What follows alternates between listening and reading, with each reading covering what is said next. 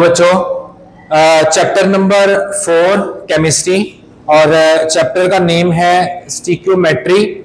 स्टिक्योमेट्री भी पढ़ा जाता है लेकिन असल प्रोनाउंसिएशन स्टिक्योमेट्री है। स्टिक्योमेट्री क्या होता है कि आप कोई इक्वेशन लिखें।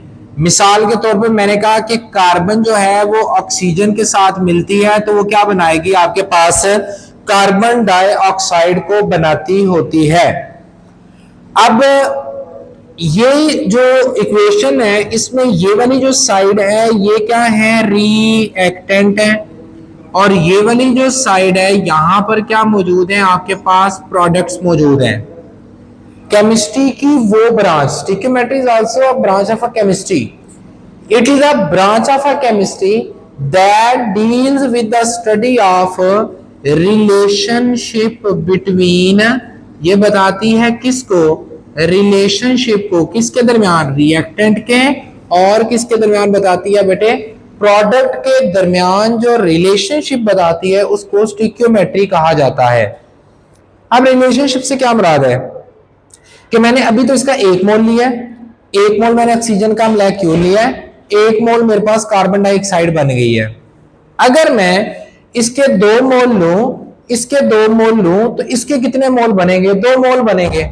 या अगर मैं इसका 1 मोल लूं, इसके 2 मोल लूं तो ये कितने मोल बनेंगे। ये जो रिएक्टेंट और प्रोडक्ट का एक दूसरे पर डिपेंड होना है कि रिएक्टेंट इतने हैं तो प्रोडक्ट इतने बनेंगे। जैसे आप ये कह लें कि आप घर में खाना बनता है तो मम्मी पहले पूछते हैं कि तूने कितनी रोटियां खानी है, तो आप जितनी भी आपने खानी है 1, 2 या 3 जितनी रोटियां आपने खानी है आप बता देते हैं। वो फिर घर के हर फर्द से पूछती है, फिर एक अप्रोक्सीमेट आइडिया बना के उतना ही आटा गूंदा करती है, ठीक है, ताकि कोई रोटी सुबह के लिए ना बच जाए या वेस्ट ना हो जाए। वो भी कौन से प्रिंसिपल को इस्तेमाल कर रही हैं, स्टिक्योमेट्री के, कि इतना आटा गूंदा जाए कि रोटियां इतनी बनेगी, ठीक है। तो सिमिलरली बेटे रिएक्टेंट इतने डाले जाएं कि प्रोडक्ट इतने चाहिए हमें, तो इसके रिलेशनशिप को आप क्या कहते हो बेटे, स्टिक्योमेट्री कहा जाता है। एडवांस में नहीं पढ़ेंगे, बस एक इंपॉर्टेंट चीज और यहां पर याद रखनी है, स्टिक्योमेट्री कब अप्लाई होती है, हर वक्त अप्लाई नहीं होती। एक उसके लिए कंडीशन है वो याद रखनी है इस लेवल के लिए कि यहां पर no side reaction take place, यानी कि कोई भी साइड रिएक्शन नहीं होना चाहिए। तब स्टिक्योमेट्रिक अजम्पशन आप एक करते हो, एक ज़हन में बनाते हो, अज्यूम करते हो कि स्टिक्योमेट्री कब होगी कि कोई साइड रिएक्शन नहीं हो रहा, तभी स्टिक्योमेट्री का कॉन्सेप्ट 100% लगता है, अदरवाइज ये कॉन्सेप्ट पूरी तरह पे लगता नहीं है। क्लियर। नेक्स्ट इसी चैप्टर में आता है बेटे केमिकल फार्मूला। अब केमिकल फार्मूले की पहले तो करें डेफिनेशन कि केमिकल फार्मूला क्या होता है।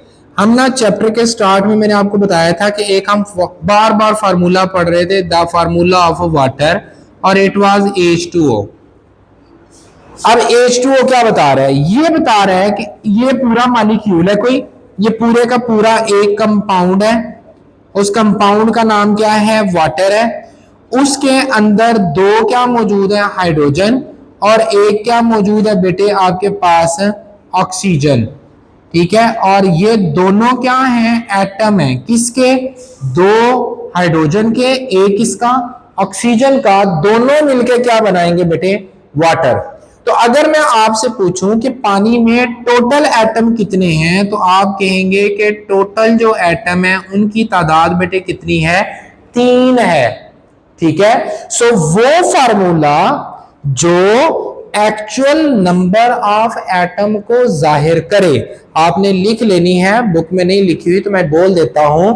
The chemical formula is the formula that shows the actual number of an atom, तो जो एटम के एक्चुअल नंबर को बताता है उसको क्या कहते हैं, केमिकल फार्मूला। मिसाल के तौर पर अगर मैं बात करता हूं बेटे ग्लूकोज की बात करता हूं, ग्लूकोज C6H12O6। अब ये फार्मूला क्या बता रहा है, ये फार्मूला बताता है कि इसमें कार्बन की तादाद 6 है, हाइड्रोजन की तादाद 12 है, ऑक्सीजन की तादाद भी कितनी है बेटे, 6 तादाद है, तो वो फार्मूला जो एक्चुअल नंबर ऑफ एटम को बता रहा है। अब एक्चुअल नंबर ऑफ एटम इसने कितने बता दिए कि 24 है, टोटल नंबर एटम 24 है। उस 24 में से भी 6 कार्बन है, 6 ऑक्सीजन है, 12 क्या मौजूद है उसमें, हाइड्रोजन मौजूद है। इसी तरह बेटे अगर मैं बात करता हूं कि आपके पास आता है बेंजीन।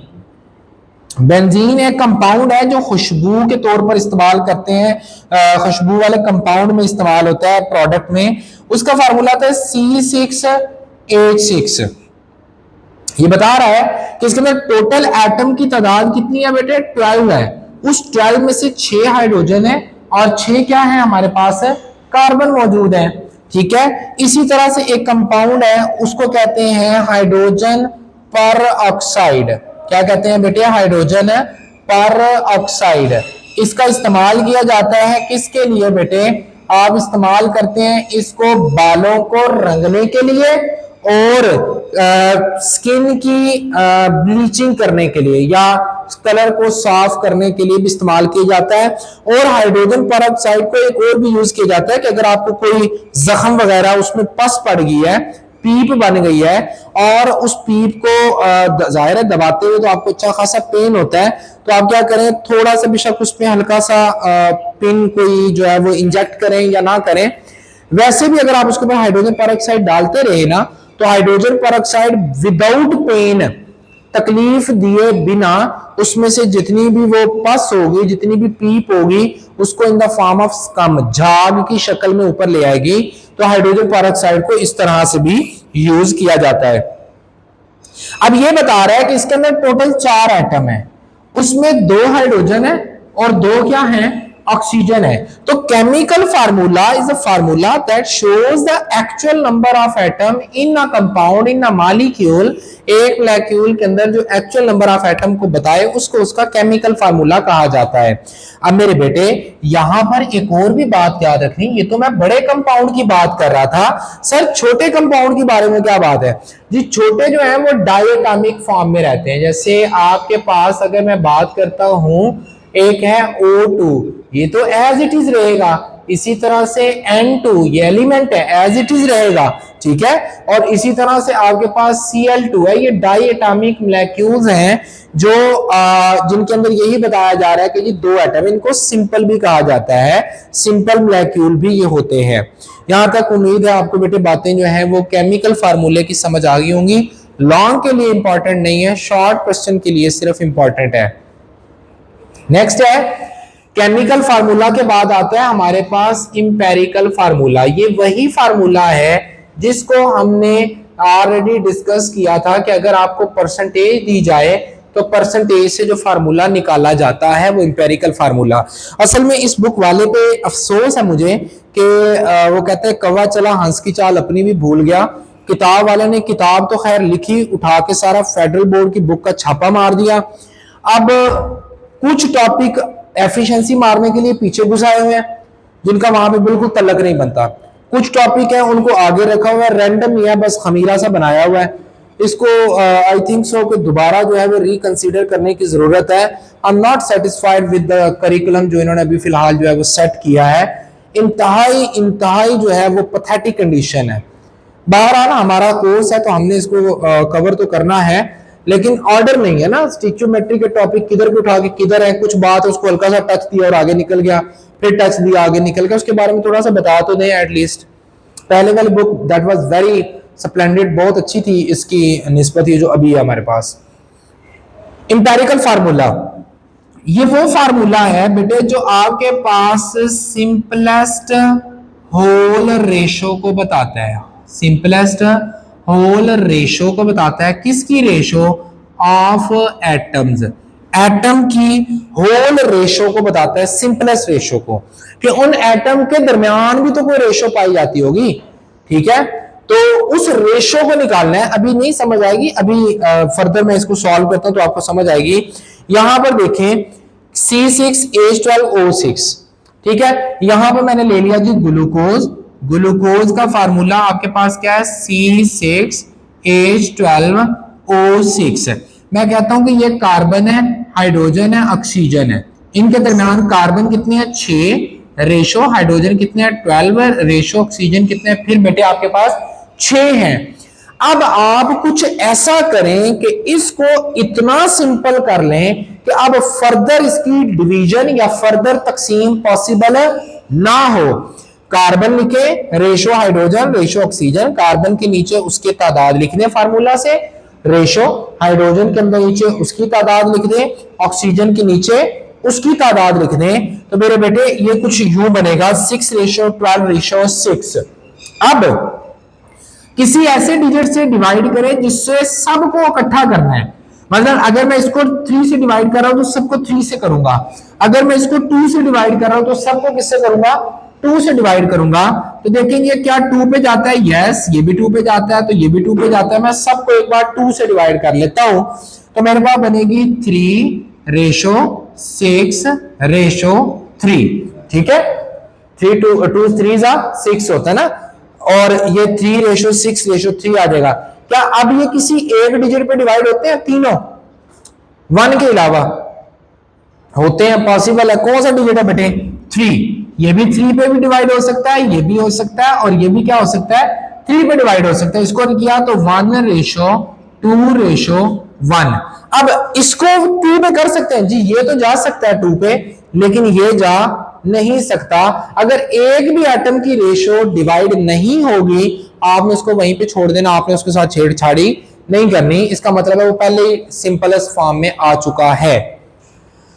अब देखिए ये 1 के नीचे क्या था कार्बन, तो यहां पे आ गया कार्बन। हाइड्रोजन कितने हो गए बेटे, हाइड्रोजन के नीचे 2 आया तो ये आ गया 2। ये क्या था ऑक्सीजन था, तो ऑक्सीजन के नीचे क्या आ गया आपके पास, क्या आ गया बेटे 1 आ गया। 1 लिखो चाहे ना लिखो कोई फर्क नहीं पड़ता। So this one is known as empirical formula, जो बताता है कि कार्बन की रेशो 1 है, उसके नजदीक हाइड्रोजन की रेशो 2 होती है, और उस वक्त ऑक्सीजन कितने मौजूद होते हैं 1 होता है। सो इस रेशो को रिप्रेजेंट किया फार्मूला मॉलिक्यूलर, तो ये था जिसने सारे एटम को बताया कि ये सारे एटम इतने मौजूद हैं। लेकिन इंपेरिकल फार्मूला ने एटम को बताया लेकिन उनकी एक्चुअल में तादाद नहीं बताई, बल्कि रेशो बताई कि अगर ये 1 है तो ये उससे 2 गुना पाया जाता है, ये 3 गुना पाया जाता है, या ये इसके मुकाबले में आधा पाया जाता है। तो उस रेशो को आपने बेटे यहां पर अपने पास नोट डाउन कर लिया, उसको इंपेरिकल फार्मूला कहते हैं। क्लियर? बहुत ही इंपॉर्टेंट बात यहां पर मैं नोट करके लिख देता हूं, जो आपने अपने पास याद रखनी है, एमसीक्यूज के लिए इंपॉर्टेंट है। 2 कंपाउंड का इंपेरिकल फार्मूला सेम हो सकता है, लेकिन मॉलिक्यूलर फार्मूला 2 डिफरेंट कंपाउंड का कभी भी सेम नहीं होगा। 2 डिफरेंट कंपाउंड का इंपेरिकल फार्मूला सेम हो सकता है, लेकिन 2 डिफरेंट कंपाउंड का मॉलिक्यूलर फार्मूला कभी भी सेम नहीं होगा। मिसाल के तौर पर ले लेते हैं जी, 2 कंपाउंड है, एक को मैंने कहा बेंजीन, ठीक है, ये बेंजीन है, और एक साइड में मेरे पास क्या मौजूद है बेटे, वही ले लेता हूं हाइड्रोजन पर ऑक्साइड,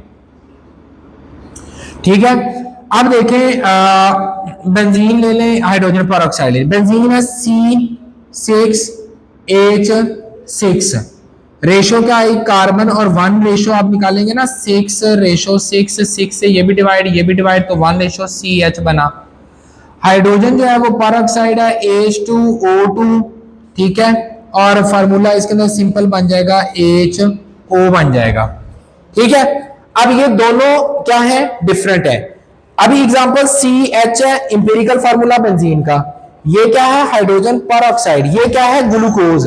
अभी मैं एक कंपाउंड लेता हूं, उसका देखिएगा, उसे कहते हैं acetic acid CH3COOH, acetic acid आ गया। इसके अंदर कार्बन देखिए, एक कार्बन 2 कार्बन इकट्ठी लिख सकता हूं C2। हाइड्रोजन कितने हैं बेटे 2 और 2 4 हो गया हाइड्रोजन आपके पास। ऑक्सीजन कितने हैं बेटे 2, तो O2। मॉलिक्यूलर फार्मूला ये लिख सकता हूं, रेशियो इसकी निकालो, रेशियो निकालेंगे तो मेरे पास रेशियो बनती है, कार्बन की रेशियो है 2:4:2, तो सबको इकट्ठा अगर मैं 2 पे डिवाइड कर दूं, इसको भी और इसको भी, सबको 2 पे डिवाइड करूं तो 1:2:1, ठीक है। ये क्या था कार्बन था पहला, तो ये आपके पास हो गया कार्बन।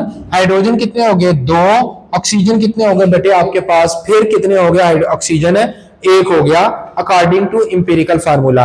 ये एसिटिक एसिड का मॉलिक्यूलर फार्मूला, सिरके का, सिरका एसिटिक एसिड का 5 मोलर जो है वो सॉल्यूशन होता है वॉल्यूम बाय वॉल्यूम, ठीक है। तो ये जो है आपके पास इंपेरिकल फार्मूला है एसिटिक एसिड का, और यही इंपेरिकल फार्मूला किसका, ग्लूकोज का। तो यहां से साबित हुआ कि दो डिफरेंट कंपाउंड का जो इंपेरिकल फार्मूला होता है वो और दो डिफरेंट कंपाउंड का मॉलिक्यूलर फार्मूला जो है वो कभी भी सेम नहीं होगा, इंपेरिकल हो सकता है, पहली बात। दूसरी बात कि जो कंपाउंड का मॉलिक्यूलर फार्मूला होता है वही उसका इंपेरिकल फार्मूला भी हो सकता है। मिसाल के तौर पर हमने यहां पर यह बात पढ़ी थी कार्बन डाइऑक्साइड। अब कार्बन डाइऑक्साइड के अगर गौर करें ना तो कार्बन रेशो ऑक्सीजन देखें 1:2, क्या ये आप किसी पे डिवाइड होते हैं, दोनों नहीं होते, तो ये ऑलरेडी क्या है, सिंपलेस्ट फॉर्म है। सो यही इसका इंपेरिकल फार्मूला है, यही इसका क्या है, मॉलिक्यूलर फार्मूला है। इसी तरह से आपके पास वाटर है तो ये बनता है 2:1, ये भी डिवाइड नहीं हो सकता, तो यही इंपेरिकल फार्मूला, यही मॉलिक्यूलर फार्मूला। इसी तरह से SO2, इसी तरह से SO3, इसी तरह से NH3। तो ये वो कंपाउंड है जो ऑलरेडी किस फॉर्म में है, सिंपलेस्ट होल नंबर रेशो की फॉर्म में है। तो जो इनका मॉलिक्यूलर फार्मूला होगा वही मेरे बेटे इनका क्या होगा, इंपेरिकल फार्मूला। अब आखिर में यहां पर एक में जो है वो फार्मूला लिख देता हूं जो मैंने प्रीवियस लेक्चर में भी लिखा था। एक रिलेशनशिप है between empirical formula multiply by n, ठीक है, is equal to molecular formula. अगर आपको इंपेरिकल फार्मूला पता हो आप n निकाल लें, n is a factor, it में बी 1 2 3 4 5। वो क्या होता है वो आप बड़ी क्लासों में पढ़ेंगे, आपकी बुक में नहीं होगा, इस लेवल पे नहीं है। तो ये जीरो नहीं होगा, it will never be zero, ठीक है। 1 हो सकता है, 2 हो सकता है, 3 हो सकता है। अब ये N1 किनके लिए होता है, N1 उनके लिए होता है जिनका मॉलिक्यूलर फार्मूला उनका इंपेरिकल फार्मूला भी है। ये भी एमसीक्यूज कर लें कि अगर N1 हो इस फार्मूले में तो इसका मतलब है कि जो मॉलिक्यूलर फार्मूला वही उसका क्या है, इंपेरिकल फार्मूला। अगर N1 से ज्यादा हो तो फिर इसका मतलब है मॉलिक्यूलर और इंपेरिकल फार्मूला दोनों क्या है बेटे, डिफरेंट है। क्लियर होगी यहां तक बातें। नाउ ये फार्मूला बेटे याद रखना है, इससे आगे कुछ न्यूमेरिकल हैं टॉपिक रिलेटेड होंगे, इंशाल्लाह हम उसको भी जो है वो सॉल्व करेंगे।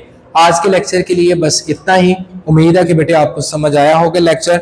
अगर आपको क्वेश्चन में स्टिल कोई डाउट है then you are feel free to ask me any question regarding this topic or any other topic. If you required a video lecture on the another topic, so inshallah I will definitely facilitate you, I will record a lecture for you. So ask me in the comment section. Stay blessed, see you in next video.